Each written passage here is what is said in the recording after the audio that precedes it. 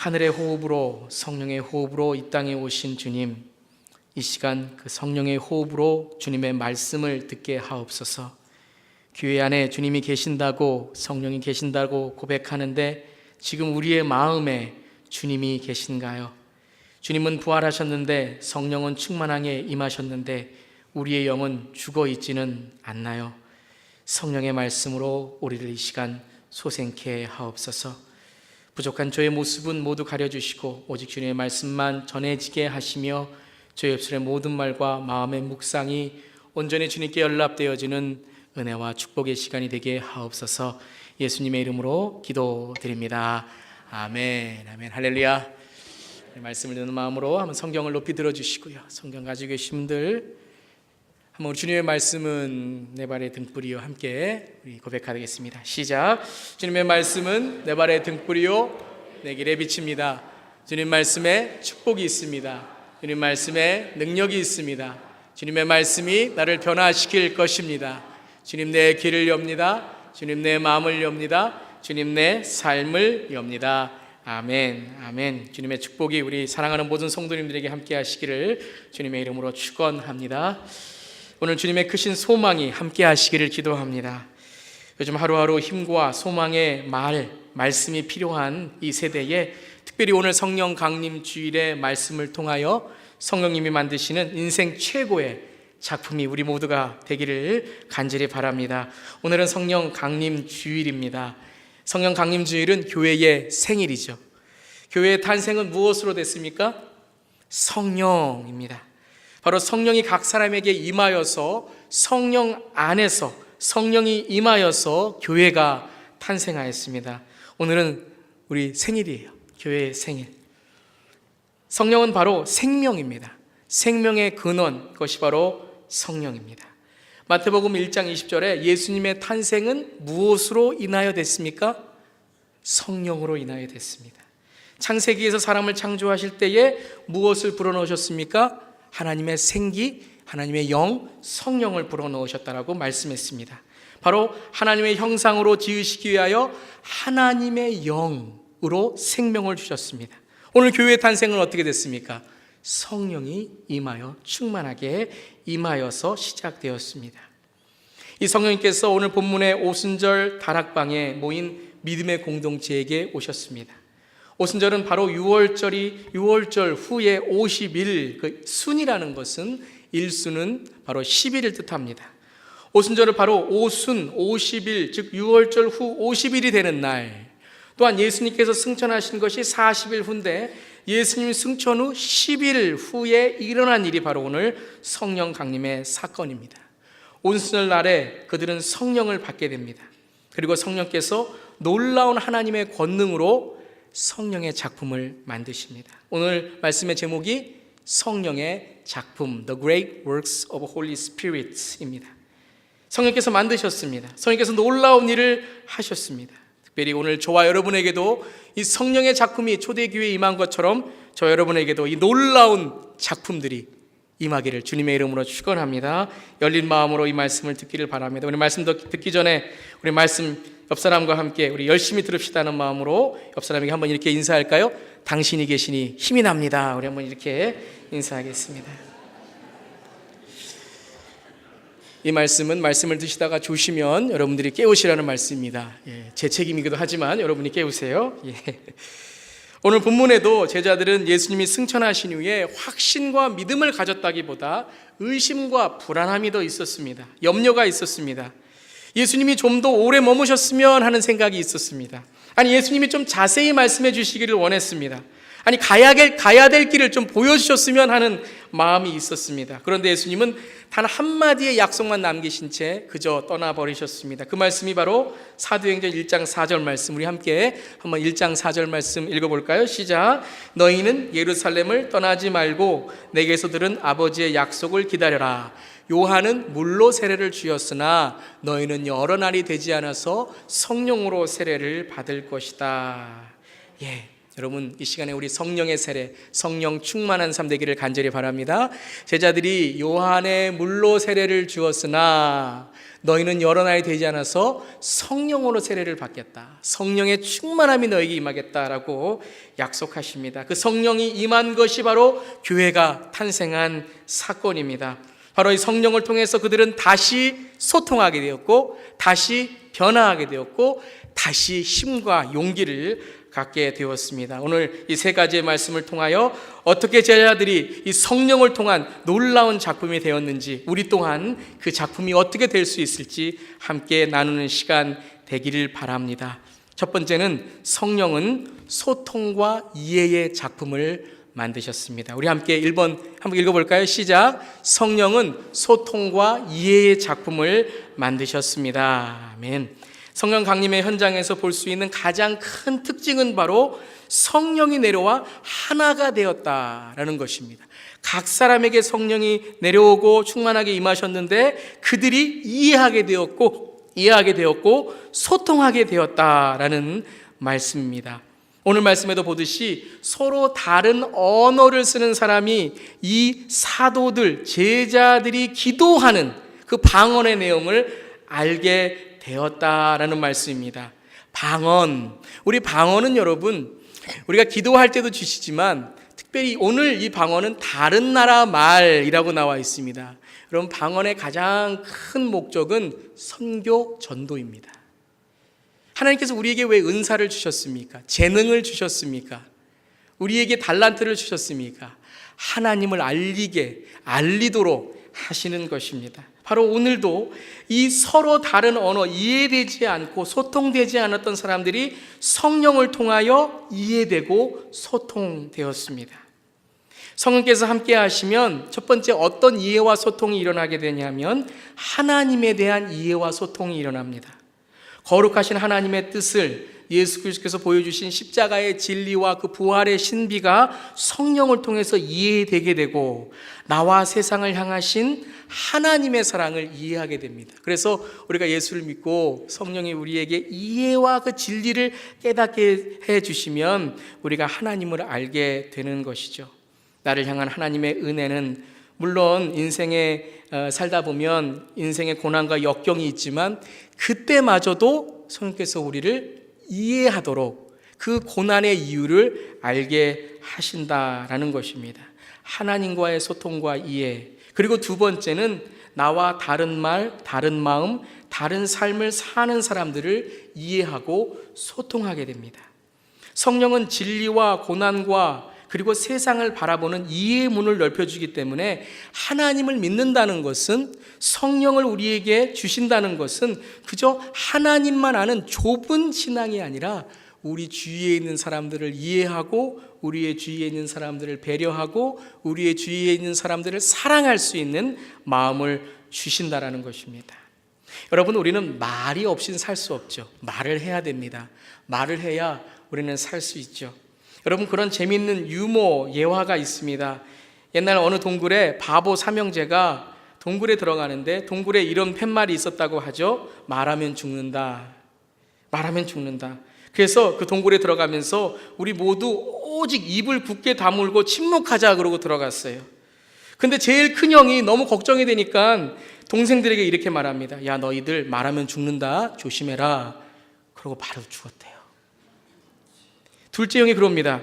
형, 그것 봐. 말하면 죽는다 그랬잖아. 그러면서 죽었어요. 셋째가 말합니다. 나 아무 말도 안 했어요. 그러면서 죽었어요. 여러분, 재밌는 이야기지만 우리가 말을 안 하면 안 된다는 것이죠. 우리는 말을 해야 돼요. 말하고 싶어요. 말을 해야 뭐가 되는 것처럼 그렇게 생각합니다. 대화가 단절되면 우리의 관계도 단절되죠. 그런데 정말 말하는 것이 소통입니까? 말해야만 우리의 마음이 통합니까? 여러분, 창세기에 보면 인간이 신할 평지에다가 바벨탑을 쌓죠. 신학적인 의미로 이 바벨탑 사건과 이 성령 강림 사건을 우리가 같은 맥락으로 봅니다. 한 언어로 교만한 마음으로 주님과 같아지렸던 사람들이 여러 언어로 달라지게 되어서 이제는 서로 소통하지 못하고 이해하지 못하고 서로 미워하고 헐뜯고 질투하는 사이가 되었는데 이 성령 강림 주일의 성령 사건을 통하여 이제 하나님의 회복, 하나님의 형상의 공동체가 어떻게 살아가는가를 보여주는 장면이 바로 오늘 사도행전 2장의 말씀입니다. 그 창세기 11장 4절에 이 바벨탑을 왜 쌓게 되었는지 그 배경이 나옵니다. 한번 우리 함께 읽어볼까요? 우리 자 도시를 시작. 자 도시를 세우고 그 안에 탑을 쌓고서 탑 꼭대기다가 하늘에 닿게 하고 우리의 이름을 날리고 온 땅 위에 흩어지지 않게 하자. 자신들을 위한 교만의 탑을 쌓으려는 사람들의 모습에 하나님은 이제 결정하죠. 이들이 언어가 하나이기 때문에 더 큰 죄를 짓게 되었습니다. 이들의 언어를 혼잡게 하자 하고 심판을 내리십니다. 하나의 언어면 좀 마음도 통하고 그리고 그들이 좀 격려하고 배려하는 것이 아니라 서로 높아지려고, 이 바벨탑은 하나님께 높아지는 마음뿐만 아니라 이건 서로 비교하고 서로 높아지려는 마음을 뜻하기도 하는 것입니다. 바벨탑에 내린 심판으로 말미암아 그때부터 언어가 달라지기 시작했다라고 합니다. 참 여러분, 우리 영어 배우기 힘들고 또 다른 우리 선교 가시는 분들 스페니시 배우는데 너무 힘든데 이것 때문이에요. 이때부터 언어가 달라졌어요. 지금 언어와 방언만 해도 6,500개가 이 세상에 넘는다고 합니다. 오늘 사도행전 오순절 자락방의 사건으로 이 흩어진 언어들이 어떻게 됩니까? 하나로 모이게 됩니다. 그런데 말이 하나가 된 것이 아니라 성령께서 말씀으로 이해하게 되고 마음으로 소통하게 만드셨다라는 거예요. 그것이 무엇이냐면 오늘 사도행전 2장 11절 말씀에 이렇게 나옵니다. 유대 사람과 유대교에 개종한 사람과 크레테 사람과 아라비아 사람인데 우리는 저들이 하나님의 큰 일들을 방언으로 말하는 것을 듣고 있어 라고 말씀하십니다. 제가 아까 말씀드렸지만 이들의 방언은 무엇이 목적이었어요? 하나님의 큰 일을 전하는 것입니다. 하나님을 선교하고 하나님을 전하고 전도하는 것이 이들에게 주신 성령 충만과 방언과 다른 말로 하는 이유라는 것입니다. 우리에게 은사를 주시고 재능을 주신 이유도 바로 전도와 선교인데 하나님의 큰 일을 전하기 위해서라는 것입니다. 성령이 임하니까 이들이 첫 번째로 하나님과의 단절된 관계, 내가 왜 이 땅에 왔는가? 내가 왜 예수를 알게 되었는가? 내가 왜 예수의 사명을 가진 자인가? 라는 걸 깨닫게 됐어요. 하나님의 큰 일, 하나님의 영광 돌리는 삶. 그리고 서로 나뉘었던 마음이 통해지죠. 서로 하나님의 큰 일을 말하고 들었다라는 거예요. 여러분, 다른 사람에게 내가 뭐 잘하는 일, 내 자랑 한번 해보세요. 더 마음 멀어집니다. 근데 하나님의 일을 높여보세요. 하나님께 영광 돌려보세요. 우리 가정을, 우리 교회를, 내 삶을 하나님께 주신 은혜라고 한번 하나님을 찬양해 보세요. 그럼 사람들이 나를 통하여 하나님을 보게 됩니다. 제자들은 어떨까요? 성령을 통해서 그들은 기도의 열정으로 하나가 되었습니다. 마가의 다락방에 모인 120명의 사도들이 동일한 성령의 체험을 통하여 서로 하나가 되었습니다. 그렇게 싸우던 사람들이 자기 먹을 것, 여러분 그거 하나 나눈 적이 없어요. 서로 높아지겠다고, 자기도 먹겠다고, 자기도 가지겠다고 했던 그 제자들이, 아니 다른 사람도 아니에요. 예수 믿는 사람들이, 그렇게 싸웠던 제자들이 성령이 충만하게 되니까, 마음이 통하게 되니까 그때부터 어떻게 돼요? 초대교회가 하나가 되고 서로를 사랑하게 되고 필요한 대로 나누게 되고 자기의 모든 것을 주고서도 더 주고 싶은 마음이 생겼다라는 것입니다. 이게 인간이 할 수 있어요? 사람이 할 수 있습니까? 아니죠. 오직 성령의 일입니다. 특별히 5월 가정의 달을 맞이해서 이 시간 제가 간절히 기도합니다. 우리가 간절히 기도합니다. 여러분의 모든 가정과 여러분의 일터와 여러분의 삶 속에 이 성령 충만함의 이해와 소통과 배려와 격려와 사랑이 넘치시기를 주님의 이름으로 축원합니다. 다시 말씀드리자면 끊어진 대화가 다시 시작되기를 바랍니다. 서로는 바빠서 바라보지 못했던 사랑이 다시 넘쳐나기를 주님의 이름으로 축복합니다. 아멘. 그 오해가 이해가 된 재미있는 유머 한 가지 더 말씀드리기를 원합니다. 아까는 이해가 오해가 됐는데 이번에는 오해가 이해가 된 거입니다. 시골 정류장에 한 할머니와 미국 아저씨가 버스를 기다리고 있었습니다. 그 버스는 제멋대로 오지 않습니까? 버스가 뭐 몇 시에 온다 그러면 제대로 오지 않습니다. 그런데 한참을 기다리니 버스가 왔습니다. 할머니가 너무 반가우니까 뭐라 그랬죠? 들으신 분들 있을 거예요. 뭐라 그랬죠? 왔데이 그랬습니다. 버스가 왔다. 왔데이 그랬습니다. 그래서 옆에 있는 미국 아저씨가 한국말을 몰라요. 왔데이 그러니까 어떻게 들었어요? what day is it? 그렇게 들었습니다. 그랬더니 그날이 먼데이예요. 그랬더니 미국 아저씨가 뭐라 그랬어요? 먼데이 그랬대요. 그랬더니 한국 할머니께서 먼데이 뭐냐고 그러는 줄 알고 뭐라 그랬어요? 버스데이 그랬답니다. 버스니까요. 그랬더니 미국 아저씨가 버스데이 그래서 해피 버스데이 그랬습니다. 너무 기쁘게 말하니까 버스가 와서 기분 좋구나. 그래서 나도 버스데이 버스 왔데이 그랬답니다. 그리고 행복하게 버스를 함께 타고 힘차게 버스가 떠났다는 얘기가 있습니다. 여러분 이 얘기를 들으니까 저는 너무 은혜 받았습니다. 여러분 영어를 하다 보면 영어 제일 잘하는 그룹이 어떤 분들인지 아십니까? 아이들과 할머님들이에요. 아이들 별로 단어도 안 쓰는데 뭐 그렇게 신나는지, 할머님들 별 단어도 안 쓰는지 뭐 그렇게 손을 잡으시고 그렇게 재밌어 하시는지. 보면 말씀 한마디도 안 하세요. 뭐 이렇게만 하세요. 근데 다 통하세요. 말이 아니라 마음이라는 것이죠. 말이 아니라 내 속마음을 내어놓고 얼굴이고 그리고 내 눈을 바라봤을 때 이해가 된다는 것입니다. 저는 이런 경험을 니카라과 선교 가서 많이 합니다. 물론 영어도 열심히 해야 되고 스페니시도 열심히 해야 되고 그런 소통도 중요한데요. 우리 오문상 집사님 우리 스페니시 항상 이렇게 가르쳐 주시는데 항상 그런 말씀 하십니다. 1년은 배워야 소통이 되지. 그런 말씀. 정말 어렵습니다. 언어가 어려워요. 그런데 이렇게 니카라과 선교 가서 말은 통하지 않지만 이 하루 이틀 지나면요, 이 현지에 있는 형제 자매들의 마음이 통하게 되고 그들의 사랑이 느껴지게 되니까 손짓 발짓만으로도 정말 뜨겁습니다. 그리고 너무 뜨거운 것이 뭐냐 하면 예배 시간이에요. 저는 뭐 스페니시 잘 모르니까 아는 거라고는 헤수스, 예수. 그 단어만 해도 아멘만 해도 너무 마음이 뜨거운 거예요. 찬양을 얼마나 열심히 하는지 2시간 내내 찬양하는 그 뜨거운 열정적인 찬양을 보면서도 성령이 느껴지고 그 하나님을 사랑하는 마음이 느껴집니다. 오해와 이해에 대해서 좀 진지하게 생각해 보기를 바랍니다. 화려한 말의 홍수 속에서 우리는 얼마나 마음을 주고 있는지, 언어가 도리어 내가 말 잘했다고 하는 그것이 도리어 장벽이 되고 있지는 않은지, 서로 까맣귀인 할머니와 미국 아저씨가 어쩌면 가장 완벽한 소통을 한 사람들이 아닌지, 우리도 이 성령의 마음과 성령의 소통이 필요한 시대에 살고 있습니다. 아니 어떤 성령이 임한다, 성령이 충만해진다 이런 미신적 같은 그러한 눈에 보이는 그러한 얘기, 제가 말씀드리는 것이 아니라 성령 충만해진다는 것은 구체적인 거예요. 그것은 미신적인 게 아니에요. 성령이 임하게 되면 우리의 삶이 어떻게 되냐 하면 칭찬이 늘어나갑니다. 칭찬이 들어가요. 어떤 칭찬이냐면 하나님의 눈으로 바라보는 것이죠. 칭찬이 참 인색하고 궁색하고 어색한 시대에 우리는 살고 있습니다. 칭찬은 고래도 춤출 수 있다고 하지 않던가요? 여러분 하나님을 칭찬하는 것이 무엇입니까? 찬양이지 않습니까? 우리 다른 사람을 칭찬하는 것이 무엇입니까? 그게 전도가 아니겠습니까? 고래도 훈련을 할 때 칭찬을 하니 고래가 물 위를 헐헐 날아다닌다는 것입니다.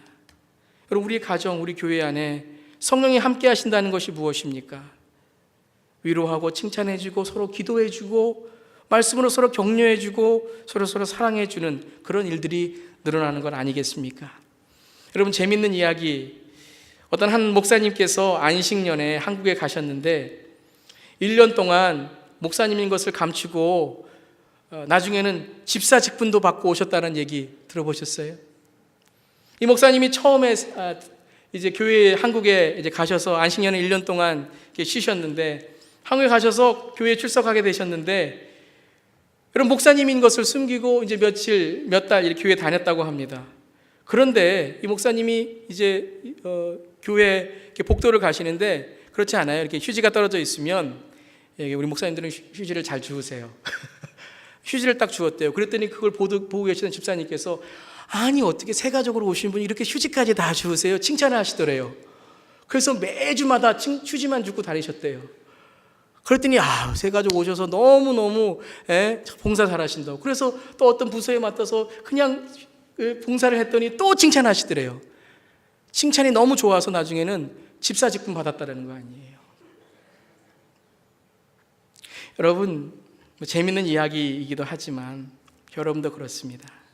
여러분, 우리가 성령이 우리 안에 계시다고 하는데 우리가 성령이 일하시게 하고 계십니까?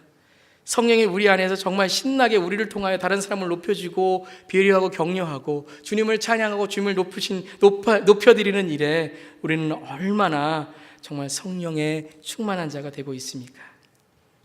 성령에 충만한 저와 여러분 되기를 주님의 이름으로 축원합니다.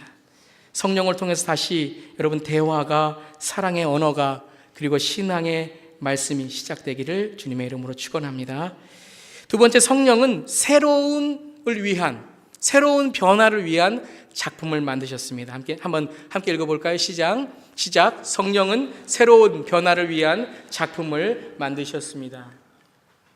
성령의 두 번째 특징은 변화입니다. 성령을 충만하게 받게 되면 우리는 변화하게 됩니다. 성령은 우리를 변화시키는 거룩한 영이기 때문입니다. 거룩한 시작이 일어납니다. 옛것이 가고 새것이 옵니다. 옛사람이 죽고 새 사람이 됩니다. 그 변화가 우리에게 일어나게 됩니다. 예수님을 그렇게 따라다녔던 제자들은 예수님이 십자가에 달리실 때에 정말 겁쟁이의 종결자였습니다. 종결자 아시죠? 겁쟁이 중에 겁쟁이. 36개 주랭랑의 대명사였습니다. 정말 잘 도망갔습니다. 어디든지 숨으려고 했습니다. 그것은 그들이 아직 예수의 사람으로 헌신되고 변화되지 않았기 때문입니다. 그저 자신의 힘과 능력으로 주님을 따르려고 했지 그들에게 성령이 충만하게 임하지 않았기 때문입니다. 근데 성령이 충만하게 임하게 되니까 그들에게 참된 변화가 일어났습니다. 어떤 변화가 초대교회에 일어났습니까? 첫 번째, 이기적인 마음이 배려하는 마음으로 바뀌게 되었습니다. 사도행전 2장 45절에 그들은 재산과 소유물을 팔아서 모든 사람에게 필요한 대로 나누어 주었다라고 말씀하십니다. 그들은 재산과 소유물을 다 팔아서 필요한 사람이 있으면 다 나누어주는 베품과 나눔의 삶이 되었다라는 것입니다. 놀라운 변화였습니다. 두 번째 변화는 하나님을 만나고 하나님을 즐거워하는 예배와 기도와 찬양의 열정이 되살아났다는 것입니다. 여러분, 성령이 좋아하는 사람은 예배하는 사람입니다. 성령이 좋아하는 사람은 찬양하는 사람입니다. 여러분, 우리가 찬양과 예배를 좋아하지 않으면 우리는 다시 한번 성령님이 내 안에 역사하고 있는가, 성령은 계시는데 성령이 지금 내 안에서 정말 하나님 탄식하고 울고 계시지 않은가 생각해 봐야 됩니다. 사도행전 2장 46절에 그리고 날마다 한 마음으로 성전에 열심히 모이고 집집이 돌아가면서 빵을 떼며 순전한 마음으로 기쁘게 음식을 먹고 하나님을 찬양했다 그랬어요. 여러분, 성령이 임한 사람은 찬양의 은사가, 찬양의 놀라운 축복이 있는 것입니다. 찬양은 노래가 아닙니다. 노래의 곡조가 아닙니다. 찬양은 하나님을 높여드리는 모든 우리의 행동을 뜻합니다. 세 번째 변화는 이것입니다. 말씀을 실천하고 세상을 변화시키는 증인이 되었습니다. 성령이 임하게 되면 마지막에 열매가 있습니다. 성령이 임하게 되면 그 열매를 통하여 그 성령의 충만함이 드러나게 되어 있습니다. 여러분, 왜 자꾸 신앙생활이, 인간관계가 하루하루가 자꾸 답답하고 짜증나고 잘 안 되는 것처럼 느껴지는지 아십니까? 그것은 먼저 시작해야 할 것이 시작되지 않기 때문입니다. 내 삶에 먼저 시작해야 될 것이 있습니다. 여러분, 어떤 사람을 만나거나 일을 할 때 그 일을 오래 하거나 정말 잘하기 위해서는 필요한 것이 무엇입니까? 이런 말이 있습니다. 그 일에 대한, 사람에 대한 사랑이다. 여러분, 사랑하면 두려움을 떨쳐버릴 수 있습니다. 사랑하면 확신이 생깁니다. 사랑하면 열정이 있습니다. 그리고 오래 하게 됩니다. 처음에는 뜨거울지 모르지만, 처음에는 잠시 잘할지 모르지만 사랑이 없고 그 일에 대한 사랑의 확신이 없으면 오래 하지 못합니다. 성령은 우리에게 이 마음을 주십니다. 하나님을 사랑하는 마음, 하나님의 열정을 주십니다. 사랑은 세 가지의 자를 주시는데 첫 번째는 자유, 두 번째는 자연스러움, 세 번째는 자원하는 마음을 주십니다. 사랑하게 되면 자유롭습니다. 여러분, 정말 사랑하는 사람들 모습 보세요. 다른 거 신경 안 씁니다. 정말 자유롭게, 정말 그 사람만 있는 것처럼 사랑합니다. 여러분, 정말 그 일에 사랑하는 사람 보세요. 그 일을 정말 잘하기보다 내가 그 일에 대해서 즐깁니다. 자연스러워요. 그리고 자원하는 마음이 있습니다. 아이들 놀 때 보세요. 얼마나 자연스럽고 서로서로 얼마나 잘 어울려서 정말 노는 것 자신감 있게 합니다. 자연스럽습니다. 여러분, 어떤 사람이 사진을 찍을 때 보면 부자연스러운 분들이 있어요. 근데 자연스러운 분들이 있습니다. 여러분, 실력은 자연스러움이에요. 프로와 아마추어의 차이가 뭡니까? 이 자연스러움이죠. 어딘가 힘이 들어가면 그때부터 잘못됩니다. 오늘 니카라구아 선교 후원 골프 대회가 2시에 있죠. 저는 골프를 못 치지만 그래도 한 가지 좋은 골프의 하나의 팁을 드리겠습니다. 자연스럽게, 스윙도 자연스럽게, 너무 억지로 하지 마세요. 자연스러움, 그것이 바로 실력입니다. 못 쳐도 괜찮습니다. 자연스럽게. 여러분, 근데 자연스러움은 어디서 나옵니까? 이게 두 번째 팁입니다. 준비입니다. 막 친다고 되는 게 아닙니다. 연습하시고 하셔야 돼요. 못 친다고 생각하시는 분은 1시간 전에 가셔서 연습하시고 시작하시면 자연스러움이 기본이 되고 준비가 될 것입니다. 준비 안 된 자는 뭐든지 어색합니다.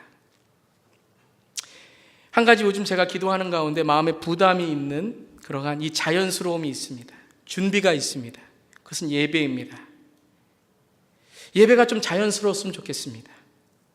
여러분이 예배 드리는 모습뿐만 아니라 여러분의 마음이 하나님께 드려지는 마음이 자연스러웠으면 좋겠습니다. 여러분의 그 예배 드리는 마음 속에 하나님도 여러분의 그 예배의 마음을 자연스럽게 받아들여 주셨으면 좋겠습니다. 그러기 위해서는 어떻게 됩니까? 준비를 해야 됩니다. 그 준비, 특별히 자금을 회복하시길 바랍니다. 성령하면 우리는 너무 거창하게 생각합니다. 갑자기 임하셔서 모두가 꼬꾸러지고 막 울어야 성령이 충만하게 임한다고 생각하는데 그럴 수도 있지만, 물론 성령이 임하시면 놀라운 권능이 표적과 기사로 임하게 되지만, 오늘 우리 이 사건에서 작년에 제가 이 성령 강림주의를 설교할 때에 여러분, 오늘 이 성령 강림주의 사건에서 기도라는 말이 한마디도 안 나옵니다. 기도할 때 성령이 임한 것이 아니라 기도했을 때 성령이 임했습니다. 준비. 그들이 말씀의 회복과 기도의 회복과 관계의 회복, 가룟 유다의 상처를 회복하고 마띠아라는 제자를 불러들였을 때, 받아들였을 때 그때 성령의 충만함이 임했습니다. 우리의 준비가 회복되지 않으면, 그 자금이 회복되지 않으면 여러분, 우리가 이 예배가 자연스러울 수 없습니다. 한 가지 그 작은 시작을 부탁드립니다. 예배에 지각하지 마십시오. 예배에 지각을 한다면 우리는 무엇도 기대할 수 없을 것입니다. 허겁지겁 늦게 몰래 호련히 들어와서 가쁜 숨을 고르고 있을 때 축도합시다 그러면 빨리 나가야 됩니다. 아니, 예배뿐만 아니라 여러분의 삶의 모든 삶을 준비하는, 하나님을 기다리는 삶으로 사신다면 그곳에 성령의 능력과 성령의 충만이 있을 줄 믿습니다. 여러분, 삶도 지각하지 마시길 바랍니다. 한 가지 더, 예수 믿는 삶도 지각하지 마시길 바랍니다. 지금 이곳에서 내일 믿으면 되지, 내일 세례 받으면 되지, 내일 주님을 영접하면 되지. 아니요. 주님은 여러분을 기다리십니다. 예배에 지각하지 않는 것뿐만 아니라 여러분, 예수님의 그 구원의 소식에 지각하지 마시길 바랍니다. 예수님 한번 영접해 보세요. 예배가 자연스러워집니다. 예수님 한번 사랑해 보세요. 예배가 자연스럽게 여러분의 삶 속에 성령의 은혜로 임하실 줄을 믿습니다. 마지막 세 번째는, 성령은 우리를 다시 시작할 수 있는 힘과 용기의 작품을 만드셨습니다. 한번 따라해 보세요. 성령은 다시 시작할 수 있는 힘과 용기의 작품을 만드셨습니다. 힘과 용기의 작품을 만드셨습니다. 예. 지금 이 시간 낙심과 정말 세상의 어려움과 또 어떠한 시험과 세상의 좌절로 여러분의 삶이 참 너무 힘드시다면 이 시간 성령께서 함께 하시는 이 힘과 용기가 여러분에게 임하시기를, 또 충만하게 되시기를 주님의 이름으로 축원합니다. 그 빛이 임하시기를 바라요. 2개의 항아리에 각각 쥐 1마리씩을 넣었다고 합니다. 그리고 한쪽 항아리에는 바늘에 구멍을 뚫어서 작은 빛이 비치게 하고 다른 쪽에는 완전하게 밀봉을 해 깜깜하게 만들었다고 합니다. 그런데 놀라운 일이 생겼습니다. 똑같은 항아리인데 빛이 들어온 항아리에 있던 쥐는 2주 이상을 살고 완전하게 깜깜이 된 그곳에 항아리에 있던 쥐는 일주일밖에 살지 못했다는 것입니다.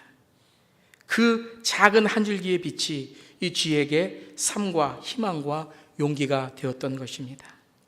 이런 말이 있습니다.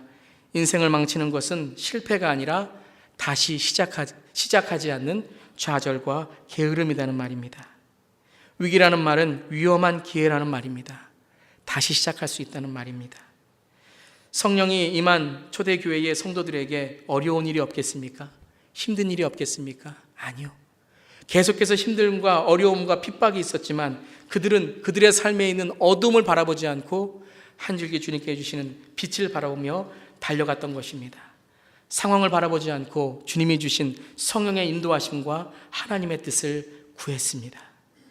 사도행전 전체를 흐르는 이 성령의 인도하심은 우왕좌왕하던 제자들에게 가룟 유다에 대한 과거의 상처를 극복하게 하였고 마띠아라는 새로운 동역자를 통해 서로의 관계를 회복하게 만드셨습니다. 계속되는 유대인들과의 그리고 로마의 핍박 속에서도 그들은 버터플라이 이펙트, 작은 바람이 큰 폭풍을 일으키는 복음의 나비 효과가 되어 끝내는 복음의 나라로 변화시키게 만들었습니다.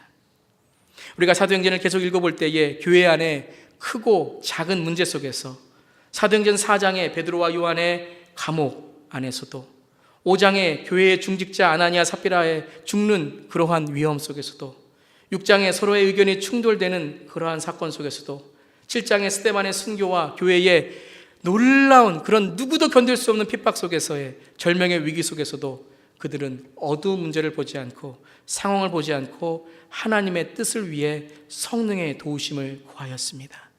그래서 더욱더 능력이 있는 교회가 되었고 예루살렘과 온 유다와 사마리아와 땅까지 이르러 예수의 제자, 예수의 증인, 예수의 편지가 되었습니다. 바로 성령의 힘입니다. 성령의 힘은 우리를 다시 시작해 하시고 다시 우리로 하여금 희망과 소망과 하나님의 도우심을 믿게 합니다. 오늘 그 은혜가 저 여러분 넘치시기를 주님의 이름으로 축원합니다. 그럼 여러분 지금 이 시간 이런 생각을 하시는 분들이 있을 것입니다. 그러면 이 소통과 변화와 이 용기와 힘을 주님 어떻게 구할 수 있습니까? 이렇게 하나님 초대교회를 변화시키시는 이 놀라운 힘을 나도 맛보고 싶습니다. 주님 이렇게 신앙생활하고 싶지 않습니까? 않습니다. 어색하고 인색하고 궁색한 신앙생활 주님 오늘 내가 벗어나고 싶습니다. 주여 이 시간이 성령 강림의 시간이 되게 하여 주시옵소서. 이렇게 기도하는 분들 계실 거예요. 여러분 성령의 임하시는 소통을 위해서는 첫 번째 성령을 기다리시는 삶이 되어야 됩니다. 성령을 기다리는 삶은 무엇인가? 여러분의 삶에서 어떤 사람과의 대화를 할 때 아니면 자녀와의 대화를 할 때에 화가 날 때 있어요. 답답할 때 있어요. 막 내 입속에서 막 어떠한 심한 말이 나올 때가 있습니다. 그때 3초만 성령을 기다려보세요. 성령님 말씀하옵소서. 성령님 말씀하옵소서. 성령님 말씀하옵소서. 여러분 삶 속에 너무너무 답답한 일들이 일어나요. 지금 기도도 안 돼요. 성령을 기대하세요. 성령을 기다리세요. 성령님 나에게 성령의 음성을 들어주소서. 성령님 내 마음에 성령의 도우심을 느끼게 하여 주시옵소서. 성령을 기다리는 거예요. 생각나는 대로 말하고 생각나는 대로 행동하고 내 자녀들에게 화난다고 그냥 내 자녀의 자존심과 자존감을 그저 내 말로 하는 것이 아니라 성령님 내 자녀를 살리게 하여 주시옵소서. 성령님 이때에 내 자녀에게 무슨 말을 하게 하십니까? 그 성령의 기다림을 통하여 여러분이 소통하게 됩니다. 성령으로 소통하게 돼요. 교회 안에서도 여러분 어떤 갈등과 의견의 충돌이 있을 때 딱 3초만 당회도 똑같습니다. 모임도 똑같습니다. 3초간 못 기다리면 그때 멈추는 거예요. 주님 성령의 구하심을 구합니다. 성령의 기다림을 성령을 사모하게 되면 분명히 성령의 소통함이 있습니다. 두 번째 주님 성령의 변화를 주시옵소서. 주님 내가 어떻게 성령의 변화로 내 삶에 정말 참된 변화가 이루어질 수 있습니까? 여러분 성령에 민감해지시길 바랍니다. 성령에 민감해지세요. 감정에 민감해지시지 마시고 성령에 민감해지시는 거예요. 성령이 나를 통하여 일하실 수 있도록 내 삶을 성령께 의지하는 겁니다. 그것을 다윗은 침묵하라. 그것은 다윗은 성령이 나를 통해 임하시도록 순종하라고 말씀하셨습니다. 성령의 변화는 내 힘으로 되지 않습니다. 성령에 민감해야 돼요. 성령의 음성을 듣는 사람은 성령에 민감한 사람입니다. 마지막 세 번째, 성령께서 주시는 다시 시작할 수 있는 용기와 힘을 얻기 위해서는 성령을 제한하시지 마시길 바랍니다. 성령을 제한하지 않는 거예요. 우리는 많은 경우에 내 자신을 제한합니다. 오늘도 그래요. 나는 예배 1시간 반만 지나면 나는 지겨워져. 제한하는 겁니다, 여러분. 들어오시기 전에 여러분을 제한하는 겁니다. 설교는 빨리 끝내야 되겠죠. 빨리 끝나겠습니다. 하지만 제가 할 일이 있고 여러분이 할 일이 있는 것이죠. 성령을 제한하지 마세요, 여러분. 나는 이런 사람이다. 성령을 제한하지 마세요. 성령이 나를 통해서 바라보는 실상, 내 현실의 실상이 아니라 바라보는 실상. 여러분, 자녀 똑같습니다. 자녀에게 성령을 제한하지 마세요. 너는 이러니까 이렇게 되고, 너는 저러니까 저렇게 되고, 너는 이거밖에 안 돼. 아니, 여러분. 성령의 비전을 꿈꾸게 하세요. 여러분, 지금 문제와 여러분의 현실이 여러분을 제한하게 만듭니다. 사탄이 제일 잘하는 게 그것입니다. 너는 그거밖에 안 돼. 열등감을 만듭니다. 저에게 주는 가장 큰 유혹이 그겁니다. 시험이 그겁니다. 사람이 아니라 제 자신에게 오는 시험이 제일 큽니다. 목사가 그거밖에 안 돼. 그 열등감을 주고 그 교만함을 줄 때에 우리는 우리 자신을 제한합니다. 그러니까 성령의 힘과 용기를 얻지 못합니다. 나는 항상 그렇게 살 수밖에 없고 내 자녀는 그렇게 살 수밖에 없고 나는 그것밖에 안 되는 사람밖에 되지 못합니다. 성령을 제한하지 마세요. 성령이 나를 통해서 일하실 수 있도록, 성령께서 나를 통해서 하나님의 일을 이루실 수 있도록 꿈을 꾸세요. 비전을 가지세요. 성령을 제한하지 않았더니 아브라함이, 성령을 제한하지 않았더니 모세가, 성령을 제한하지 않았더니 예레미야가, 성령을 제한하지 않았더니 바울이 성령께서 하시는 하나님의 일을 하게 되었습니다. 나는 말을 못해요. 나는 늙었어요. 나는 이거밖에 안 돼요. 나는 어린아이예요. 나는 예수를 핍박하는 자예요. 성령께서 말씀하십니다. 너를 제한하지 말고 하나님께서 하신 일을 너를 통해 이루라. 여러분, 그러한 저 여러분 되기를 주님의 이름으로 축원합니다. 포기하지 마세요. 성령을 기다리시고 성령에 민감해지시고 성령을 제한하지 않고 성령이 나를 통해서 이루시는 하나님의 일을, 그 놀라운 거룩한 변화를 이 세상을 통해서 이루실 하나님의 일들을 꿈꾸며 나아가는 저 여러분 되기를 주님의 이름으로 축원합니다. 바닥에 있으세요? 바닥을 치고 올라오세요. 여러분의 삶 속에 가장 낮은 자리에 있으세요? 가장 높은 하나님을 보세요. 그때 이게 놀라운 하나님의 일이 일어날 줄을 믿습니다. 오늘 마지막으로 요한복음 사도행전 2장 17절, 우리 사도행전 2장 17절과 21절 우리 함께 읽은 다음에 우리 끝내도록 하겠습니다. 우리 하나님께 말씀하신다. 시작. 하나님께서 말씀하신다. 마지막 날에 나는 내 영을 모든 사람에게 부어주겠다. 너희의 아들들과 너희의 딸들은 예언을 하고 너희의 젊은이들은 환상을 보고 너희의 늙은이들은 꿈을 꿀 것이다. 주님의 이름을 부르는 사람은 구원을 얻을 것이다. 아멘. 뭐라고요? 여러분, 여기서 가만히 보면 어떻게 아이들이 예언을 합니까? 어르신들이 예언을 하고 말씀을 아는 것이죠. 여러분, 어린이들이 꿈을 꾸지 어떻게 어르신들이 꿈을 꿉니까? 꿈을 꾸시지만 일상적으로 생각한다면 이게 바뀌어서 얘기해야 돼요. 이 말씀이 무엇입니까? 성령이 임하면 누구도 제한하지 못하는, 누구도 막지 못하는 일들이 일어난다는 것입니다. 무엇까지도요? 주님의 이름을 부르는 사람은 구원의 놀라운 일을 깨닫고 그 구원을 소유하게 된다는 것입니다.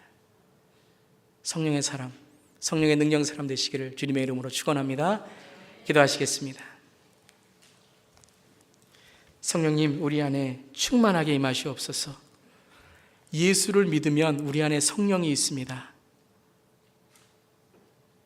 성령이 나갔다 들어왔다 하는 것이 아니라 우리 안에 성령이 있는데 성령이 충만하게 임하지 못하는 이유는 내 힘으로, 내 능력으로, 내 지식과 내 지혜로만 살아가기 때문입니다. 성령이 탄식하고 성령이 내 안에서 일하시고 싶은데 내가 자꾸 그 성령을 가만히 좀 계세요. 가만히 좀 계세요. 내가 안 되니까요. 그러니까 주님, 사람의 관계도 막히고 자녀의 관계도 막히고 변화도 안 되고 그저 매일매일 열등감으로 살아가는 우리가 되지 않습니까? 오순절 날에 충만하게 임하신 성령님, 우리 안에 역사하시옵소서. 막혀진 대화와 마음을 열게 하시고 변화의 물결이 일어나게 하시고 다시 시작할 수 있는 용기와 담대함을 주님, 우리 안에 체험하고 우리 안에 이루어지게 하여 주시옵소서.